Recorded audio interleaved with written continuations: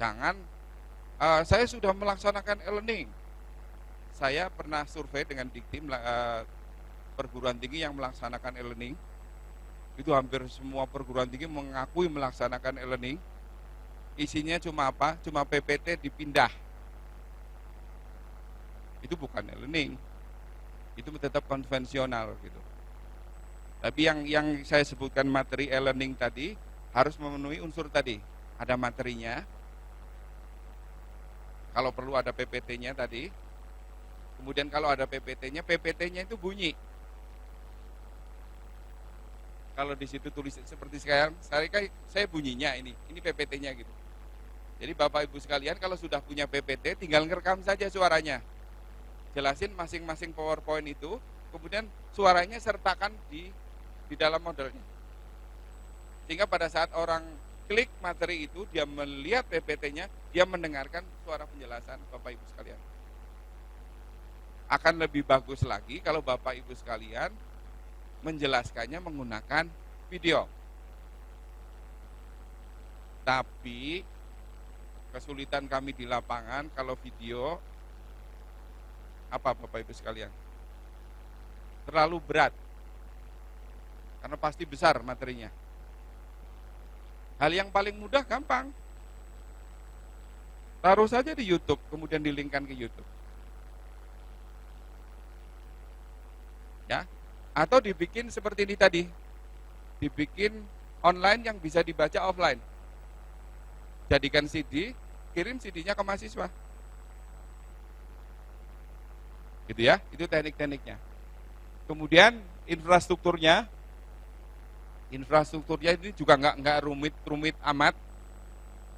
Termasuk bikin studio juga nggak perlu terlalu canggih dulu. Oh videonya harus seperti ini, enggak, yang penting orang bisa melihat video, orang bisa mengerti apa yang ada di video itu, apa yang dijelaskan di video itu. Kemudian ada tekniknya Bapak Ibu sekalian. Kalau Bapak Ibu sekalian mau bikin video 12 pertemuan,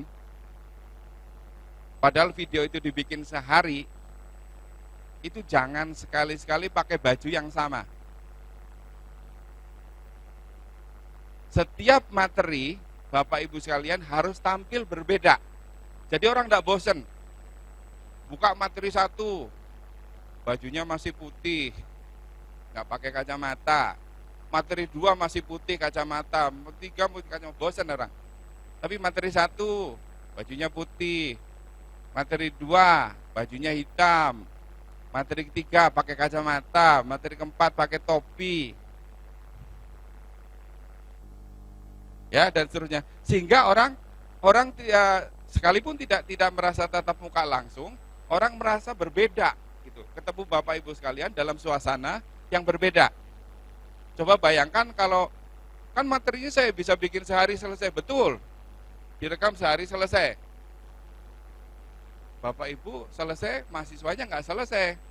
Karena tadi 12 materi dibaca, orangnya itu juga, gayanya itu juga, duduk terus.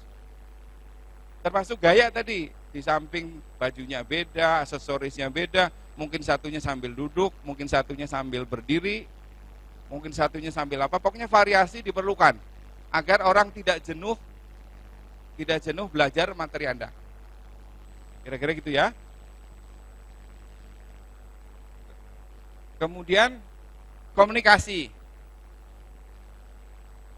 Di dalam infrastruktur, komunikasi yang paling gampang dan paling mudah apa Bapak Ibu sekalian? Komunikasi Anda dengan mahasiswa yang tidak ketemu langsung. Pakai apa? Pakai apa? Komunikasi yang paling mudah dan paling cepat itu pakai Facebook. Begitu saya ngumumkan di Facebook, mahasiswa saya ngerti semuanya pengumumannya.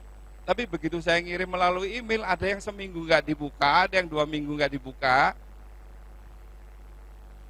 Tapi kalau Facebook, saya nggak tahu gimana caranya, itu langsung responnya. Facebook, Twitter itu langsung ya. Semua alat komunikasi dipakai, Facebook, Twitter, SMS, BBM, semuanya dipakai. Karena misalnya ada di dalam perkuliahan online, kadang-kadang kan ada yang tidak sesuai dengan jadwal. Harusnya prof ini ngajar jam sekian hari ini. Berubah jadi apa? Coba gimana ngubunginya mahasiswa? Mahasiswanya 100 dan itu seluruh Indonesia. Mahasiswa IT saja tidak membuka email setiap hari. Apalagi kalau mahasiswa Bapak Ibu sekalian bukan mahasiswa IT. Tapi begitu sekarang nilai sudah keluar, mahasiswa tahu kenapa dia F, kenapa dia E. Tadi, karena nggak rajin membuka, nggak rajin membaca, nggak rajin mengerjakan tugas. Satu hal di dalam mengerjakan tugas, banyak mahasiswa yang nilainya 10, tapi sudah kadaluarsa. Tugasnya harusnya tanggal 1 sampai tanggal 5, dia ngerjakannya tanggal 10. Karena sudah diskusi dengan teman-teman yang lain, sehingga nilainya dia A. Tapi nilainya tidak digunakan karena melewati batas waktu yang sudah ditentukan. Kira-kira gitu ya. Kemudian izin jelas. Kalau Bapak Ibu sekalian akreditasinya B, akreditasi prodinya B, tanpa menggunakan izin boleh menyelenggarakan e-learning di bawah 50% tadi. Tapi kalau mau menyelenggarakan e-learning 100% harus menggunakan izin. Syaratnya akreditasinya A. Apakah yang akreditasinya C boleh menyelenggarakan e-learning? Boleh. Ya, boleh. Kemudian kalau akreditasinya C atau akreditasinya B tadi, izinnya ke siapa? Izinnya langsung ke perguruan tinggi. Kalau perguruan tinggi, langsung izin senatnya. Karena kalau Telkom University, ya senat Telkom University. Izinnya langsung dari senatnya. Tapi kalau mau 100% izinnya harus dari Dikti tadi. Kira-kira gitu ya. Kemudian administrasi dan manajemen pembelajaran tadi. Administrasinya biasa, mahasiswa registrasi. Registrasinya juga online, Bapak Ibu sekalian. Nggak ketemu, bayarnya online. Ngirim berkasnya online. Nggak ada ngirim berkas pakai tiki, nggak ada.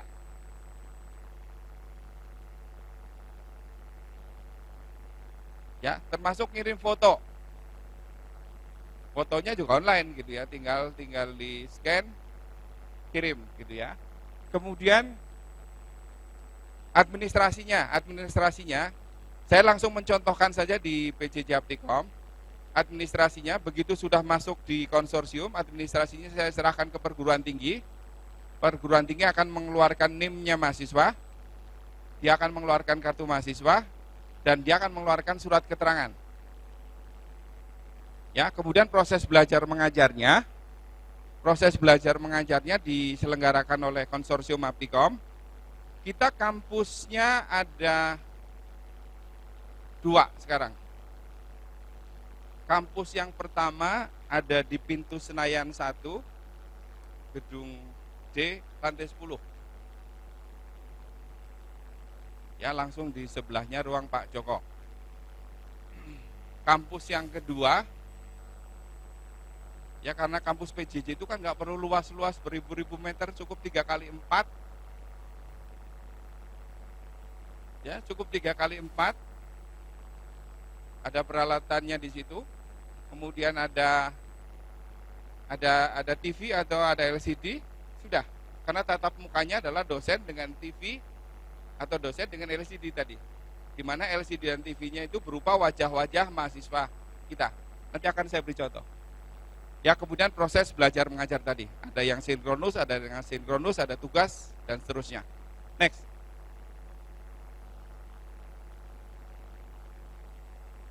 Ya, ini jadwalnya.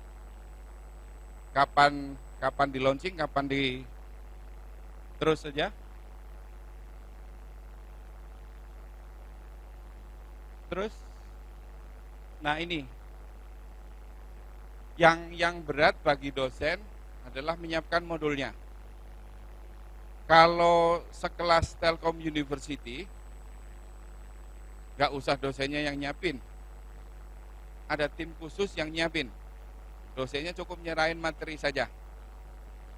Materinya seperti apa, dikasihkan tim khusus tadi, tim khusus akan buat menjadi mata kuliah daring, tinggal nanti dibikin jadwal, dosennya dipanggil, silakan ngomong, direkam.